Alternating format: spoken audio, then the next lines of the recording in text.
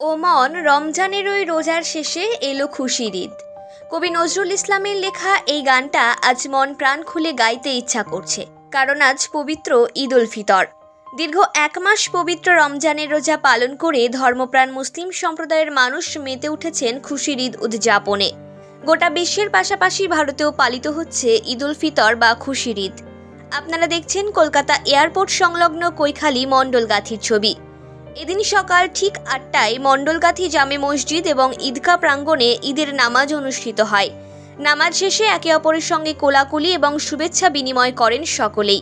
ঈদের নামাজের পর এসে উপস্থিত হন এলাকার কাউন্সিলর দেবরাজ চক্রবর্তী মহাশয়। সকলের সাথে শুভেচ্ছা বিনিময় করেন তিনি। ছোট থেকে বড়, বাচ্চা থেকে বৃদ্ধ, এক কথায় ৮ থেকে ৮০ সকল মানুষের মধ্যেই কিন্তু একটা খুশির আমেজ চোখে পড়ছে।